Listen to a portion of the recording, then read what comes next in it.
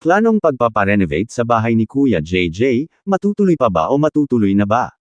Ano nga ba ang latest update sa plano ng mga sponsor na ipaayos ang bahay ni Kuya JJ? May good news nga ba o wala?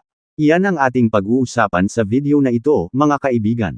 Pero bago tayo mag-umpisa, gusto ko lang sabihin na palagi nating suportahan si Daddy Frankie lalo na ang kanyang hangarin na makatulong sa iba. At syempre, kung bago ka pa lang sa aking YouTube channel, malaking bagay na sa akin ang inyong pag-like at suporta, mga kaibigan. Maraming salamat. Samantala, planong pagpaparenovate sa bahay ni Kuya JJ, ano nga ba ang latest? Sa totoo lang, marami talaga ang naghihintay na maipaayos ang bahay ni Kuya JJ. Halos sa bawat upload ni Daddy Frankie, hindi nawawala ang mga nagtatanong kung kailan nga ba sisimulan ang renovation ng kanyang bahay. Ang iba naman ay nagsasabi na parang mauuna pa yata si Ate Ansing na magkaroon ng bagong bahay kaysa kay Kuya JJ. Well actually, hindi may kakailan na maraming nakapansin dito. Dahil nitong mga nakaraang buwan, sunod-sunod ang natanggap na tulong ni Ate Ansing mula sa iba't ibang tao at sponsors.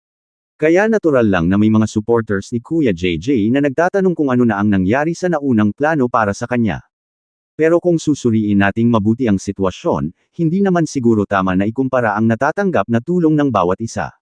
Magkakaiba kasi ang pagkakataon, magkakaiba rin ang pangangailangan at timing.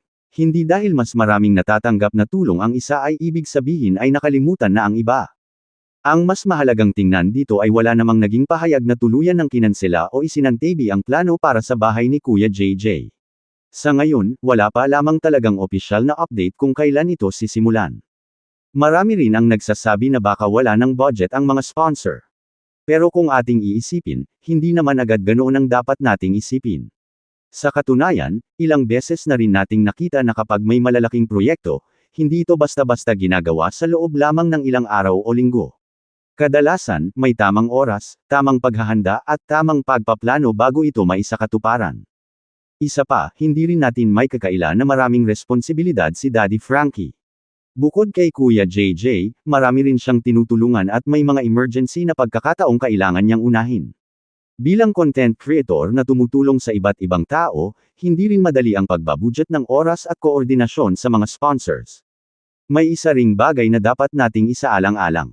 Ang pagpaparenovate ng isang bahay ay hindi simpleng pagbili lang ng materyales. Kailangan ding pag-usapan ang plano, sukat ng bahay, labor, permits kung kinakailangan, at syempre ang kabuoang budget. Kaya posible ring may mga inaayos pa sa likod ng camera na hindi na ipinapakita sa mga vlog.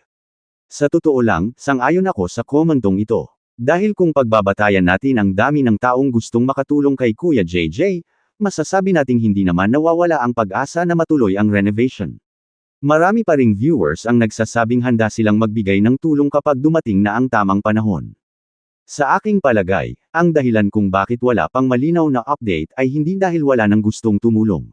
Mas malaki ang posibilidad na hinihintay lamang ang tamang pagkakataon para maisagawa ito ng maayos. Mas maganda rin kasi kung isang beses lang gagawin ang renovation pero maayos ang resulta, kaysa madaliin tapos kulang naman ang budget o hindi pulido ang pagkakagawa. Isa rin sa napansin ko ay hindi naman nagsasalita si Daddy Frankie hanggat hindi siya sigurado. Kung mapapansin ninyo sa mga nakaraan niyang proyekto, mas gusto niyang magsabi lamang kapag malapit na itong maisakatuparan kaysa mangako agad at baka hindi rin masunod ang target na oras. Sa ganitong paraan, naiiwasan din ang maling pag-asa sa mga taong naghihintay. Kaya para sa akin, hindi dapat panghinaan ng loob ang mga supporters ni Kuya JJ. Habang wala pang opisyal na pahayag na hindi na ito matutuloy, nananatili pa rin ang posibilidad na darating ang araw na masisimulan din ang pagpapaayos ng kanyang bahay.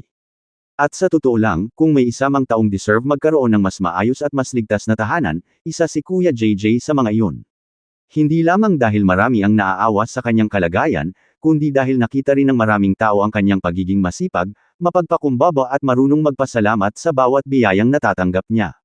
Sa ngayon, ang pinakamagandang gawin natin bilang mga supporters ay maghintay ng opisyal na update at patuloy na suportahan ang mga taong tunay na tumutulong. Dahil sa huli, ang pinakamahalaga ay hindi kung sino ang naunang matulungan, kundi ang bawat taong nangangailangan ay mabigyan ng pagkakataong magkaroon ng mas maayos na buhay. Kaya sa aking pananaw, malaki pa rin ang posibilidad na matuloy ang pagpaparenovate sa bahay ni Kuya JJ. Hindi man natin alam kung kailan eksakto ito mangyayari, naniniwala akong kapag dumating na ang tamang panahon at kumpleto na ang lahat ng kailangan, mas magiging maganda ang kalalabasan ng proyekto. At kapag nangyari iyon, masasabi nating talagang deserve ni Kuya JJ ang biyayang ito dahil matagal na rin itong hinihintay ng maraming taong sumusuporta sa kanya.